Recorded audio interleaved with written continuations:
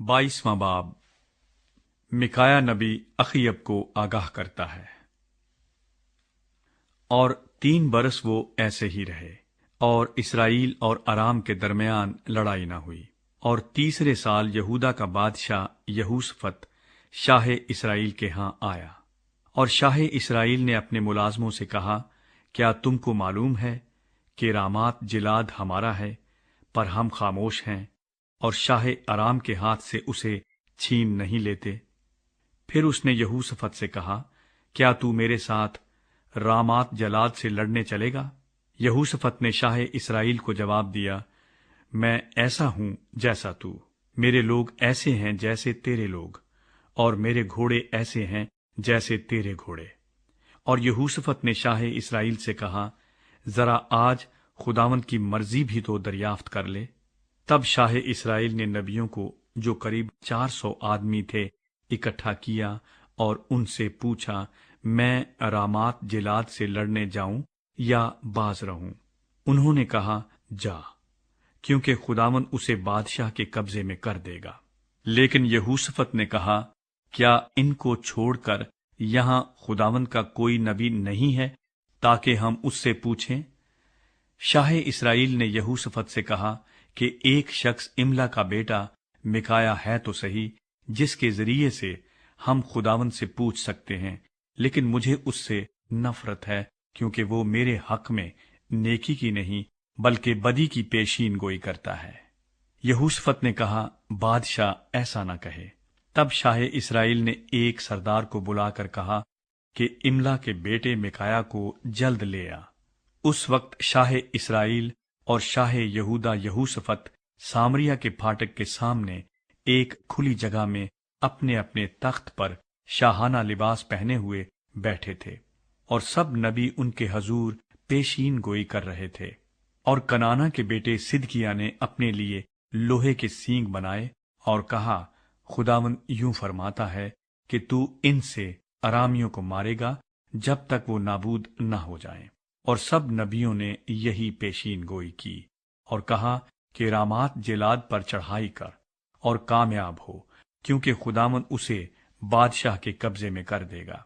और उस कासिद ने, जो मिकाया को बुलाने गया था, उससे कहा, देख, सब नबी एक जुबान होकर बादशाह को खुशखबरी दे रहे हैं, सो जरा तेरी बात भी उनकी बात की तरह हो और तू खुशखबरी ही देना। मिकाया ने कहा, खुदावन की हयात की कसम, जो कुछ खुदावन मुझे फरमाए मैं वही कहूंगा। सो जब वो बादशाह के पास आया तो बादशाह ने उससे कहा, मिकाया, हम रामात जिलाद से लड़ने जाएं या रहने दें? उसने जवाब दिया, जा और कामयाब हो, क्योंकि खुदावन उसे बादशाह के कब्जे में कर देगा। बादशाह ने उससे कहा, मैं कितनी मर्तबा तुझे कसम देकर कहूं कि तू खुदावन के नाम से हक के सिवा और कुछ मुझको न बताए। तब उसने कहा, मैंने सारे इसराइल को उन भेड़ों की मानिंद, जिनका चौपान ना हो, पहाड़ों पर परागंदा देखा, और खुदावन ने फरमाया कि इनका कोई मालिक नहीं, सो वो अपने अपने घर सलामत लौट जाएं। तब शाह इसराइल ने यहूसफत से कहा, क्या मैंने तुझको बताया नहीं था कि ये मेरे हक में नेकी की नहीं बल्कि बदी की पेशीन गोई करेगा? तब उसने कहा, अच्छा, तो खुदावंद के सुखन को सुन ले। मैंने देखा कि खुदावंद अपने तख्त पर बैठा है और सारा आसमानी लश्कर उसके दहने और बाएं खड़ा है। और खुदावंद ने फरमाया, कौन अखीयब को बहकाएगा ताकि वो चढ़ाई करे और रामात जिलाद में खेत आए? तब किसी ने कुछ कहा और किसी ने कुछ, लेकिन एक रूह निकलकर खुदावंद के सामने खड़ी हुई और कहा, मैं उसे बहकाऊंगी। खुदावंद ने उससे पूछा, किस तरह? उसने कहा, मैं जाकर उसके सब नबियों के मुंह में झूठ बोलने वाली रूह बन जाऊंगी। उसने कहा, तू उसे बहका देगी और गालिब भी होगी। रवाना हो जा और ऐसा ही कर। सो देख, खुदावंद ने तेरे इन सब नबियों के मुंह में झूठ बोलने वाली रूह डाली है, और खुदावंद ने तेरे हक में बदी का हुक्म दिया है। तब कनाना का बेटा सिदकिया नजदीक आया और उसने मिकाया के गाल पर मारकर कहा, खुदावंद की रूह तुझसे बात करने को किस राह से होकर मुझसे गई। मिकाया ने कहा, ये तू उसी दिन देख लेगा जब तू अंदर की एक कोठरी में घुसेगा ताकि छुप जाए। और शाह इस्राएल ने कहा, मिकाया को लेकर उसे शहर के नाजिम अमून और युवास शहजादे के पास लौटा ले जाओ और कहना, बादशाह यूं फरमाता है कि इस शख्स को कैद खाने में डाल दो और इसे मुसीबत की रोटी खिलाना और मुसीबत का पानी पिलाना जब तक मैं सलामत न आऊं। तब मिकाया ने कहा, अगर तू सलामत वापस आ जाए तो खुदावंद ने मेरी मार्फत कलाम ही नहीं किया। फिर उसने कहा, अय लोगो, तुम सब के सब सुन लो। अखीयब की वफात। सो शाह इस्राएल और शाह यहूदा यहूसफत ने रामात जिल्लात पर चढ़ाई की, और शाह इस्राएल ने यहूसफत से कहा, मैं अपना भेष बदल कर लड़ाई में जाऊंगा, पर तू अपना लिबास पहने रह। सो शाह इस्राएल अपना भेष बदल कर लड़ाई में गया। उधर शाह आराम ने अपने रथों के 32 सरदारों को हुक्म दिया था कि किसी छोटे या बड़े से न लड़ना सिवा शाह इस्राएल के। सो जब रथों के सरदारों ने यहूसफत को देखा तो कहा कि जरूर शाह इस्राएल यही है, और वो उससे लड़ने को मुड़े। तब यहूसफत चिल्ला उठा। जब रथों के सरदारों ने देखा कि वो शाह इस्राएल नहीं, तो वो उसका पीछा करने से लौट गए, और किसी शख्स ने यूं ही अपनी कमान खींची और शाह इस्राएल को जोशन के बंदों के दरमियान मारा। तब उसने अपने सारथी से कहा कि बाग फेर कर मुझे लश्कर से बाहर निकाल ले चल, क्योंकि मैं जख्मी हो गया हूं। और उस दिन बड़े घुमसान का रन पड़ा, और उन्होंने बादशाह को उसके रथ ही में अरामियों के मुकाबिल संभाले रखा, और वो शाम को मर गया, और खून उसके जख्म से बहकर रथ के पायदान में भर गया। और आफताब गरूब होते हुए लश्कर में ये पुकार हो गई कि हर एक आदमी अपने शहर और हर एक आदमी अपने मुल्क को जाए। सो बादशाह मर गया और वो सामरिया में पहुंचाया गया, और उन्होंने बादशाह को सामरिया में दफन किया, और उस रथ को सामरिया के तालाब में धोया। कस्बियां यहीं गुस्ल करती थीं, और खुदावंद के कलाम के मुताबिक जो उसने फरमाया था, कुत्तों ने उसका खून चाटा।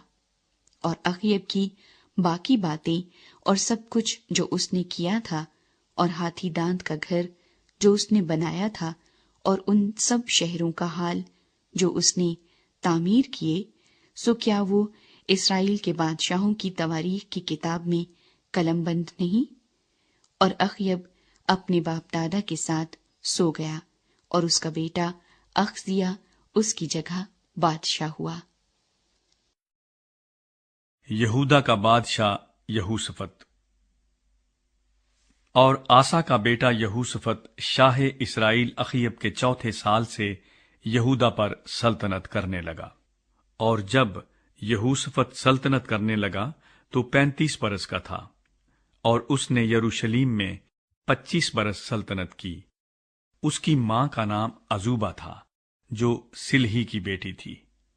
वो अपने बाप आसा के नक्शे कदम पर चला, उससे वो मुड़ा नहीं, और जो खुदावंद की निगाह में ठीक था उसे करता रहा। तो भी ऊंचे मकाम ढाए न गए। लोग उन ऊंचे मुकामों पर हनूज कुर्बानी करते और बखूर जलाते थे। और यहूसफत ने शाह इस्राएल से सुलह की। और यहूसफत की बाकी बातें और उसकी कुवत जो उसने दिखाई, और उसके जंग करने की कैफियत, सो क्या वो यहूदा के बादशाहों की तवारीख की किताब में कलमबंद नहीं? और उसने बाकी लूतियों को जो उसके बाप आसा के अहद में रह गए थे मुल्क से खारिज कर दिया। और अदूम में कोई बादशाह न था, बल्कि एक नायब हुकूमत करता था। और यहूसफत ने तरसीस के जहाज बनाए ताकि ओफीर को सोने के लिए जाएं, पर वो गए नहीं, क्योंकि वो असियून जाबर ही में टूट गए। तब अखीयब के बेटे अखजिया ने यहूसफत से कहा, اپنے خادموں کے ساتھ میرے خادموں کو بھی جہازوں میں جانے دے۔ پر یہوشافط راضی نہ ہوا، اور یہوشافط اپنے باپ دادا کے ساتھ سو گیا، اور اپنے باپ داؤد کے شہر میں اپنے باپ دادا کے ساتھ دفن ہوا، اور اس کا بیٹا یہورام اس کی جگہ بادشاہ ہوا۔ اسرائیل کا بادشاہ اخزیہ۔ اور اخیب کا بیٹا اخزیہ شاہ یہودا یہوشافط کے 17ویں سال سے سامریا میں اسرائیل پر سلطنت کرنے لگا، اور اس نے اسرائیل پر 2 برس سلطنت کی، اور اس نے خداوند کی نظر میں بدی کی، اور اپنے باپ کی راہ اور اپنی ماں کی راہ اور نبات کے بیٹے یربام کی راہ پر چلا، جس سے اس نے بنی اسرائیل سے گناہ کرایا، اور اپنے باپ کے سب کاموں کے موافق بال کی پرستش کرتا اور اس کو سجدہ کرتا رہا، اور خداوند اسرائیل کے خدا کو غصہ دلایا۔